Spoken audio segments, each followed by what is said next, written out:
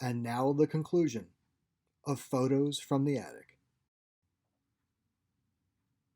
The next week and a half was filled with overtime, Christmas shopping, and decorating our apartment.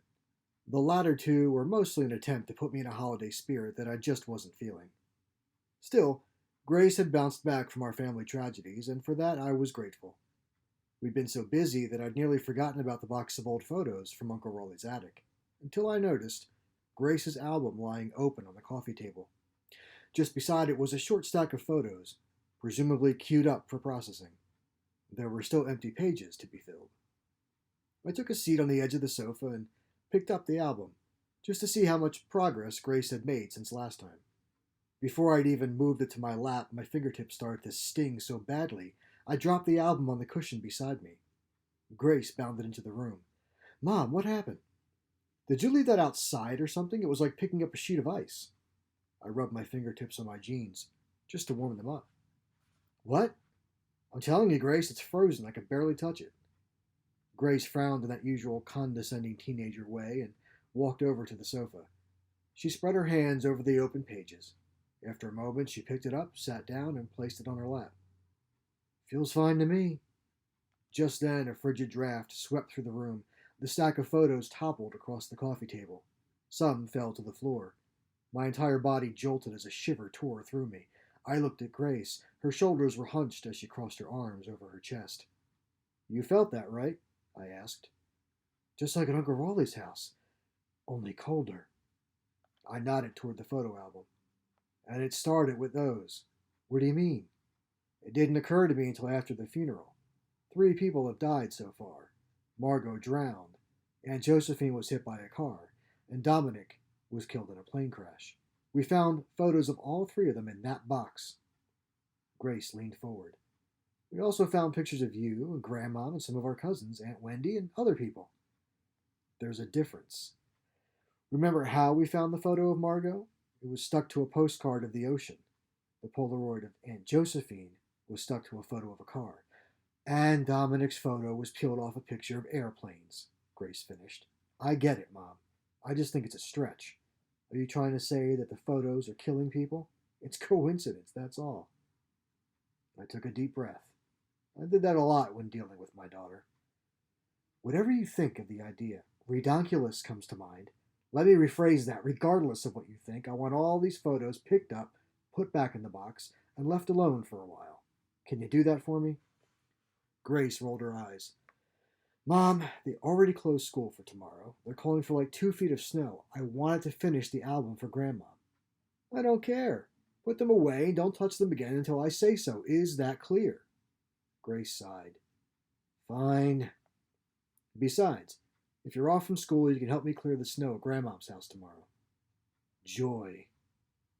Grace gathered up the photos from the floor and heaved them into the box before plodding off to her room, muttering, "Merry freaking Christmas." Ah, teenagers. Burn them all. It took me a moment to realize that I'd heard a voice. It jarred me awake, and honestly, I thought I dreamt it. It was just after 3:30 in the morning, and I had a miserable night of tossing and turning. I don't think I'd slept for more than 20 minutes at a time. Just before waking up for the final time, I'd had a dream that there was a party in my apartment. No idea why, but there had been people everywhere, including recently deceased members of my family, even Uncle Raleigh. In fact, it was his voice that woke me. That's also when I realized that my throat was sore. For me, that means I was coming down with something.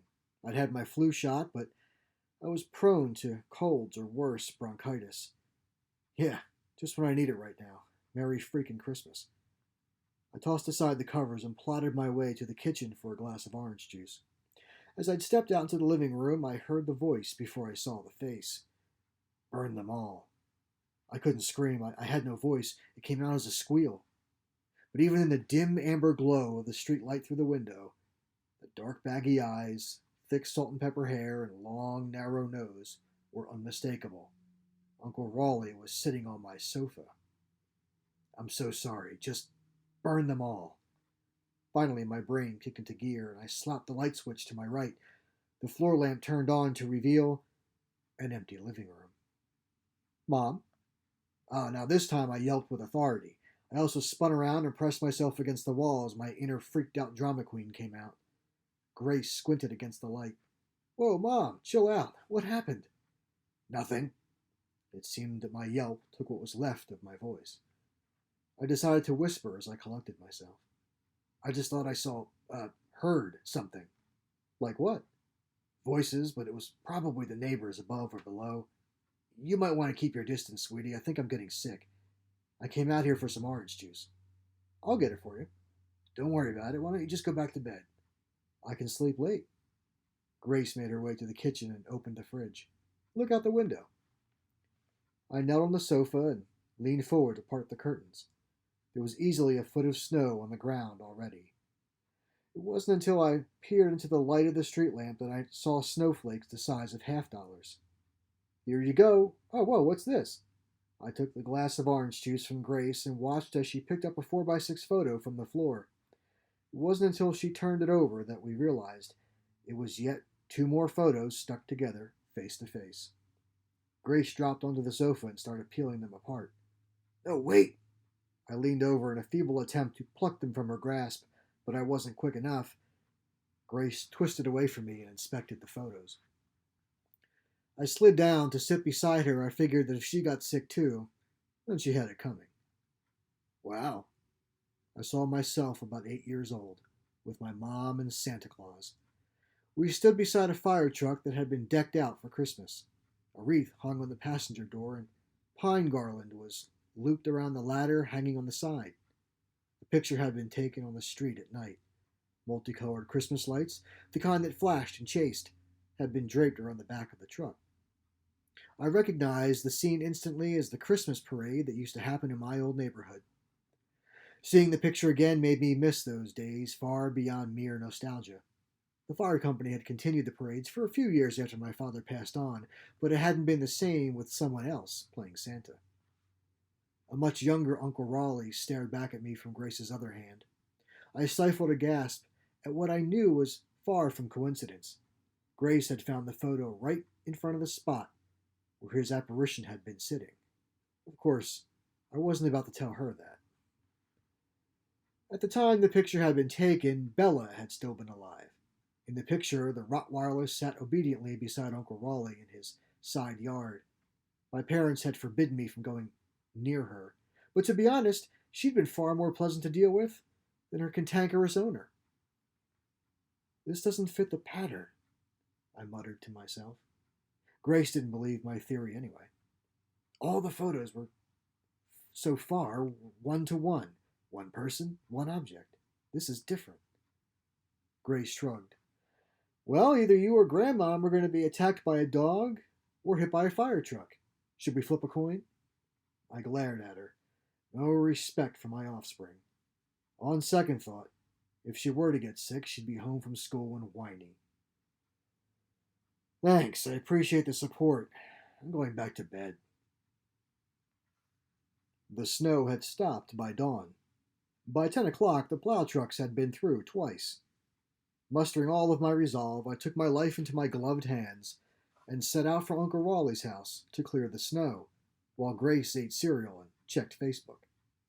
The realtor was coming to show the property to two buyers, one in the morning and the other in the afternoon.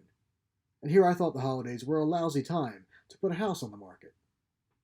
Oh, what fun it was to ride in a front-wheel drive sedan in the snow.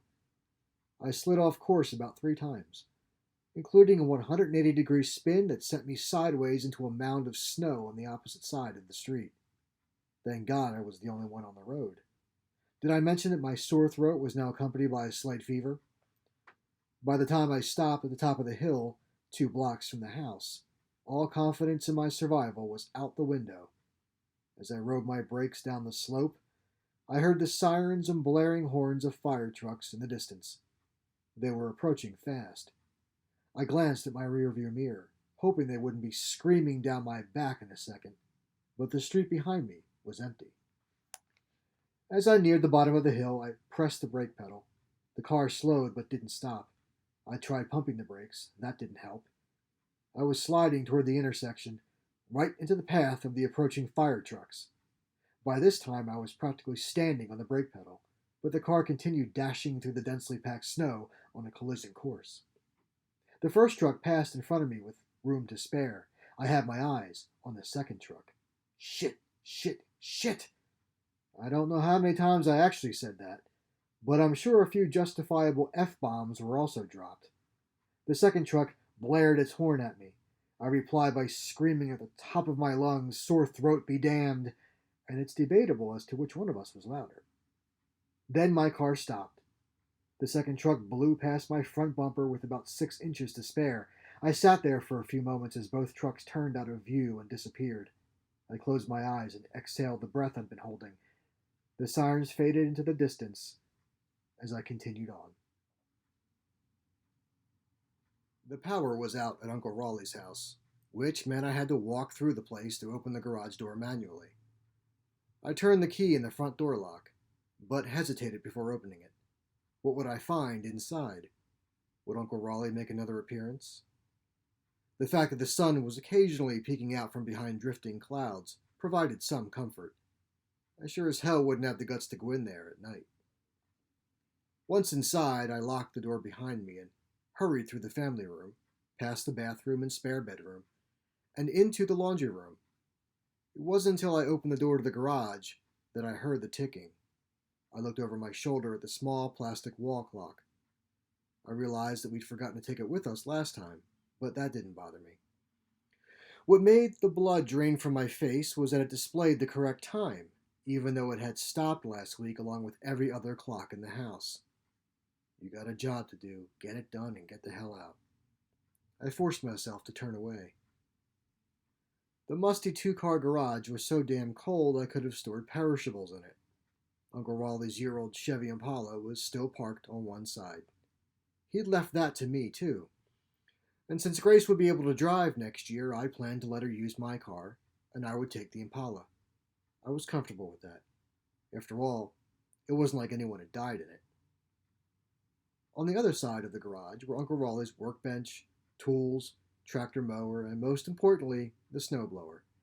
It was a large machine with levers that moved in every direction. I'd been smart enough to research the model online from my phone when Grace and I were there last. I'd figured out how to start it and mix the gas, oil, fuel it needed. I reached up and pulled the red rope to open the garage door. It barely budged. I walked backward, putting my weight into it, which wasn't much, I might add. Finally, after a crackling of ice, the door began to rise, and I pulled it over my head until it stopped. I looked out to the driveway, or I would have, had I not locked eyes with a full-grown Rottweiler that erupted into a tantrum of vicious barking and growling. I fell back over the snowblower and landed on my ass on the concrete floor. The Rottweiler, muscular and apparently angry as hell, paced back and forth just outside the garage, as if it had been waiting for me. I expected it to lunge at me, but it never moved beyond the concrete threshold. It just glared at me with black eyes that narrowed threateningly, as it bared a set of long, pointy pearlies. "Ike!" a deep voice called out. The demon dog turned to look, but continued its patrol in front of me, launching into a second tirade of barking the minute I tried to pick myself up. A plump old man in a red and black checkered coat and red knitted cap stepped into view and leaned over the dog. "Ike, shut the hell up!" And with that, the Rottweiler fell silent. The man looked at me. Between bushy white mustache and matching beard, his mouth opened in surprise. "Oh my God, I'm so sorry, sweetheart." He hurried into the garage and extended a black-gloved hand, which I gratefully accepted. He pulled me to my feet as if I were a rag doll. "Are you hurt?" "Just my pride." "I'm sorry about Ike. He must have gotten out when I was clearing the snow. I'm Nick. I live 2 houses up." "Claudia Adamski. Raleigh was my uncle." "Really?" "Well, he never talked much about his family. Hell, Raleigh never talked much about anything. No offense, but he never really seemed like a happy fella." I nodded. "Yeah, that was Raleigh. Well, he's in a better place. Can't say I'm too far behind. Then again, who is?" As he chuckled, his whole body shook like a bowl of... Hey, wait a minute. I suddenly remembered the pictures that Grace had peeled apart last night. Fire truck, dog, Santa Claus. Nick walked back outside. Well, anyway, take care, and sorry again about old Ike. No problem, sir. Merry Christmas. You too. Nick waved, then snapped his fingers at the Rottweiler. Get moving, Ike! Ike and I exchanged parting glances before he turned and bolted up the street. Well, Grace, you called it. Almost. There ain't going to be another death in this family today. After clearing the sidewalk and driveway without further incident, I called my mom to let her know that I was coming over to do the same for her, but there was no answer. 30 minutes later, I stood on her porch and rang the doorbell for the fourth time. Finally, I pulled the key from my purse and let myself in. I heard the electronic screeching as soon as I stepped through the door. It was the smoke alarm on the second floor. I ran to the bottom of the steps and looked up into a thick gray fog. The stench of burning plastic and wood was just beginning to permeate the entire house.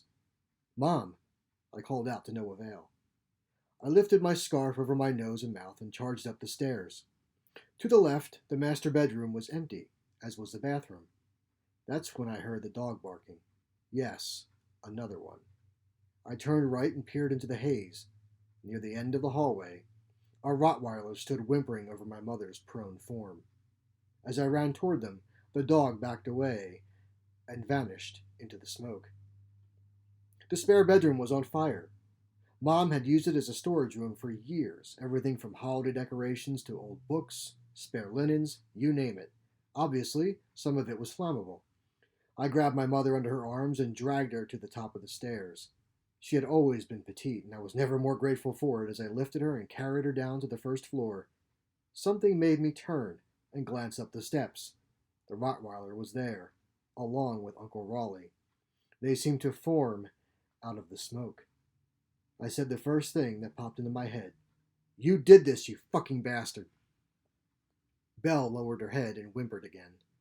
I'm sorry, Raleigh said. It's out of my control. If you want to end this, either burn the photos, he pointed to my mother, or make her tell the truth.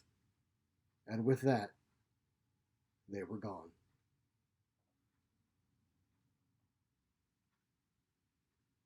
Christmas Day. The women in my family had always been tough broads. My mom recovered from smoke inhalation with no respiratory issues. She'd been reading in bed when the hallway smoke alarm sounded. By that time, the spare bedroom had already been ablaze for several minutes. Apparently, I'd arrived seconds after my mom had passed out. According to the investigators, the fire had been caused by faulty wiring in the electric baseboard radiator, which was odd considering that my mom had never turned on the heat in that room. Of course, I had my own theories on what or who had ignited the fire, but I kept those to myself.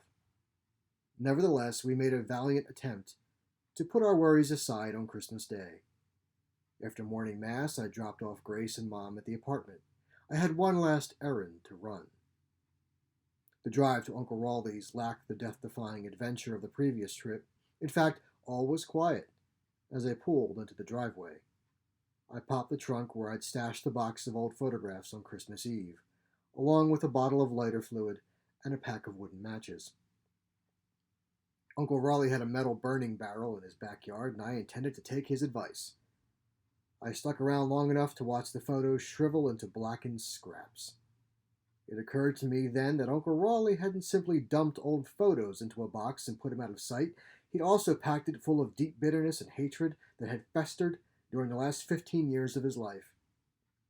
I honestly wished I knew why. I couldn't help but to think of that summer night after my father's death, when my mother and Uncle Raleigh had exploded at one another. As I started back toward the car, I resolved to find out the truth about that. Halfway across the yard, I stopped at the sight of the Rottweiler that suddenly appeared in the driveway. Without turning my head, I looked right and left for Uncle Raleigh, but he was nowhere to be seen. Ike, what the hell are you doing? I let out the breath I'd been holding and shook my head. The dog ran off. I cranked up the Christmas tunes all the way home, thankful that it was finally over. And then I remembered the album that Grace had put together. By the time I stepped through the door, Mom was already paging through her Christmas present. This is wonderful, Grace. I can't believe Raleigh had all these hidden away. There were others, Grace shot a sidelong glance at me, but they were stuck together and kind of ruined. I nodded to her as I made my way into the kitchen. Grace wasn't happy that I had denied her the chance to complete her project, but Mom was tickled with what she had. As far as I'm concerned, it was a win-win. I already looked in on the chicken, Claudia, my mom said. Have you seen this album yet? I'll look at it later. Oh, I know you're not the sentimental type, but would it kill you to look at a few pictures? Grace cleared her throat. If only you knew. That reminded me. There was one last nagging question that only my mother could answer. I asked Grace to join me in the kitchen. Did you call your dad yet and wish him a Merry Christmas? I want to see him tomorrow, Mom. I know, but I think he'd like to hear from you today. Besides, I need to talk to your grandmother about something. Grace sighed as she reached for her phone. Fine, then can we open the rest of the gifts? I kissed her on the forehead. Absolutely. With that, I stepped out to the living room and took a seat next to my mom on the sofa. Mom, I have a question about Uncle Raleigh. After Dad died, I remember the two of you had a pretty severe blowout. At the time, you said it was about Dad's will, but you never told me the details. What really happened? The color drained from her face as she smiled awkwardly. Claudia, it's Christmas. I don't want to talk about old family problems now. That's all in the past. Mom, please, I have a reason for asking. She looked down at the photo album with a sigh. It was nearly 30 seconds before she worked up the courage to speak. I had an affair with your Uncle Raleigh. What? I wanted to break it off when your father died. Tears welled up in her eyes as she continued. I felt guilty, ashamed. Raleigh took it hard. He was so angry. That's what the argument was really about. Nothing to do with your father's will. I'm sorry I lied to you back then, but I didn't have the guts to tell you. I was afraid you'd hate me. I know how much you idolized your father, but we'd grown apart while you were away at college. You weren't around to see it. I never stopped loving him, Claudia, I swear. I was just confused and very lonely. I can't say that straying with Raleigh was the best decision I ever made. You ain't kidding. As my mind was trying to grasp what my ears were hearing, my stomach started tying itself into a giant knot. I wanted to puke. What the hell did she see in Uncle Raleigh? Did anyone else know about it, Mom? She nodded. One of the neighbors found out, let's just say. They blabbed to your Aunt Josephine. She confronted me about it, but I denied it at the time. I don't think she believed me. She shunned Raleigh after that. Then the neighbors moved away. Which neighbors? Oh, I don't remember their last name. You used to play with their daughter. I think her name was, Margot? Yes, that was it. Claudia, I'm so sorry. I'll understand if you're disappointed in me. I hoped the subject would never come up. Well, you asked for it, dumbass. Yes, I did. No wonder why Uncle Raleigh had turned his back on the family. Not that I'm defending him. He had betrayed his own brother, my father, and now after a decade and a half, it all made sense. Grace returned to the living room. Dad's coming at 9 tomorrow morning to pick me up. He told me to wish you a Merry Christmas. Yeah, Merry freaking Christmas.